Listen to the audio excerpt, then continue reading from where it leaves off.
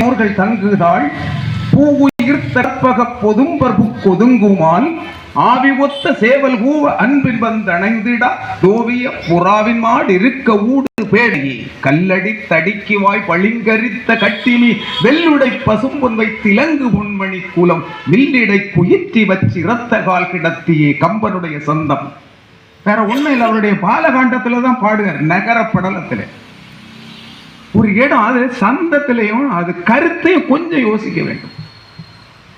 ஒரு நகரப்படலத்துக்குள்ள ஒரு சோலைக்குள்ள ஒரு உயர்ந்த மாளிகை இடத்துல போறாங்க.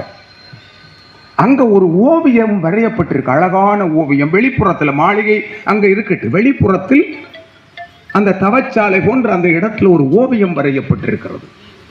அந்த ஓவியம் ஒரு பெண் புறாவினுடைய ஓவியம். ஒரு பெண் புறாவை ஒருவர் ஓவியமாக வரைந்திருக்கிறார். அதன் பக்கத்துல ஒரு ஆண் புறா போய் இருக்குது. அதுக்கு எதிர அந்த ஆண் புறாவினுடைய மனைவி புறா இருக்குது. பாவம், அந்த ஆண் புறா ஓவிய புறாவின் மாடு இருக்க பக்கத்தில் இருக்கிறது தெரியும், அது உணரவில்லை. தன் மனைவியாகிய பெண் புறா எதிரே இருப்பதை பார்த்து வா வா என்று அழைக்கிறது. ஆனா இது வரமாட்டேன். ஓவிய புறாவின் மாடு இருக்க ஊடு பேடை, நீ ஒரு பெண் பிள்ளைகிட்ட இருக்கா, நான் வரமாட்டேன். அதுக்கு பிறகுதான் தெரியும் ஓவிய புறாவிட்ட இருக்கனா. அதை கம்பன் அந்த சந்தத்தில் அப்படியே அழகா காட்டு, புறாக்கள் பறந்தது போல அப்படியே காட்டுகிறார். தாவில் புற்றலத்தில் தபத்தின் ஊர்கள் தங்குதாள் பூயிர்த்த கற்பக பொதும்பர் கொதுங்குமான் ஆவி ஒத்த சேவல் கூவ அன்பின் வந்தணைந்திடா ஓவிய புறாவின் மாடு இருக்க ஊடு பேடையே கல்லடி தடிக்கு வாய் பளிங்கரித்த கட்டினி வெள்ளுடை பசும்பொன் வைத்து இலங்கு பொன்மணி குலம் வில்லிடை குயிற்றி வச்சு இரத்த கால் கிளத்தி. அப்படியே பாடிட்டு போறான். அடுத்தது சோகமான நிகழ்ச்சி ஒன்று வருது. ராமன் நகர் நீங்கிறான். ராமன ஆயன நிகழும் வேலை அண்ணலும் அயர்ந்து தேரா தூயவன் இருந்த சூழல் துருவினன் வருதல் நோக்கி தாயன நினைவான் முன்னே கூற்றன தமிழ் வந்தாள். கைகை வந்துட்டா, வரம் வாங்கிட்டு வாரா. ஆழிசூழ் உலகமெல்லாம் பரதனே ஆள நீ போய் தாழிரும் சடைகள் தாங்கி தாங்கரும் தவம் மேற்கொண்டு பூலிவன் காணம் நன்னி புண்ணிய துறைகள் ஆடி 7 ஆண்டில் வா என்று இயம்பினன் அரசன் என்றான். அவன் சொல்லி, அரசன் சொல்லி இருக்கா, நீ 14 ஆண்டு காட்டுக்கு போனோம், பரதன் ஆளணும். ராம எப்படி என் பின்னவன் பெற்ற செல்வம் அடியனேன் பெற்றதென்றோ நீ கொடுத்துட்டு சொல்லு.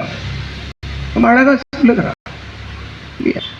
என் பின்னவனாகி என் தம்பி பெற்ற செல்வம் அடியனேன் பெற்றதோ என்று சொல்லிவிட்டு தந்தையும் தாயும் நீரே தலை நின்றேன் பணிவன். நீ தாயும் நீதம்மா, தந்தையும் நீதான் இல்லையா, எல்லாமே நீதான்.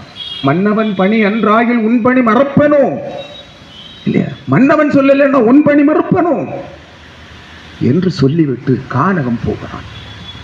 அந்த கானகம் போகின்ற பொழுது 2 பாட்டு, நிறைய பாட்டு எழுதுகிறார் அவர். ரொம்ப ஒரு அழுகை சந்தத்தில் எழுதுகிறார் இல்லையா, ரொம்ப வருத்தமா. கானகம் போவச்சில கூட ஒரு லட்சுமணன் அதை அறியாது. அப்போ ஒரு சந்தம், சிங்க குரலை கிடு தீஞ்சுவை ஊனை நாயின் வெங்கட்கரி குட்டனைக்கு ஊட்ட விரும்பினளாள் நங்கை கறிவின் திறம் நன்றிது நன்றிது என்ன கங்கை கிரைவன் கடற்கை புடைத்து நக்கான். ராமனுக்கு பட்டாபிஷேகம் இல்லைன்னு யாருடா இது, பரதனுக்கா? சிங்க குரலை கிடு தீஞ்சுவை ஊனை நாயின் வெங்கட்கரி சுட்டனை கூட்ட விரும்பினளாள் நங்கை கறிவின் திறம் நன்றிது நன்றிது என்ன கங்கை கிரைவன் கடற்கை புடைத்து நிற்றான். நீ கோபடாதன்னு எல்லாரும் விளக்குவாங்க. அப்போ புவிப்பாவை பரங்கட போரில் வந்தோலை எல்லாம் அவிப்பாடும் நின்றனன், அவர் ஆக்கை சென்னை அண்டமுற்ற குவிப்பானும் நின்றனன், இதை காக்கினர் காமன் என்றான். தசரதனா இருந்தா கூட உன் படையை அனுப்புடா, பாத்துக்கிறேன், எனக்கு வில்லு இருக்கு. அவ்வளவு கோபம். ராமன் வருகிறார். ராமன் வந்து ஒரு அறிவுரை சொல்லுகிறார். இல்லையா, நம்ம அண்ணன் நமக்கு அறிவுரை எப்படி சொல்ல, சும்மா கடலை சும்மா சத்தம் போடுங்க. ராமன் அப்படி சொல்லவில்லை. அதை கம்பன் மிகுந்த அழகோடு காட்டுகிறான். நதியின் பிழையென்று நறும்புணல் இன்மையற்றே. அங்கதான் அந்த சந்தம் வருது. மதியின் பிழையென்று மகன் பிழையென்று மைந்த விதியின் பிழை என்னை நீ வெகுண்டது என்றான். கண்ணதாசன் கூட இதை விதி செய்த பிள்ளைன்னு ஒரு அழகான பாட்டில் பாடுறார். கம்பன் தான் அவருக்கு வழிகாட்டுது என்பதை அவரே சொல்லுகிறார் இல்லையா?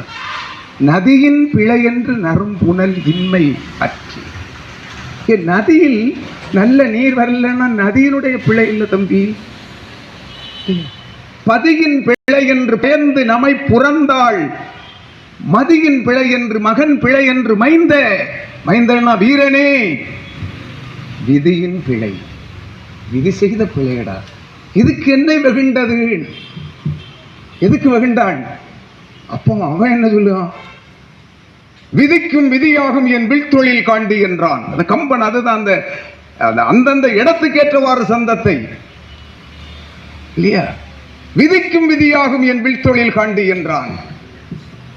அதனால அப்படி கோபிச்சுட்டு போகுது. அந்த கோபத்தை எல்லாம் அடக்கி ராமன் காட்டுக்கு போறார். காட்டுக்கு போகின்ற போது அந்த வரம் கேட்கும் போது கூட ரொம்ப அருமையான ஒரு சந்தத்தில் தான் சொல்லுவார்.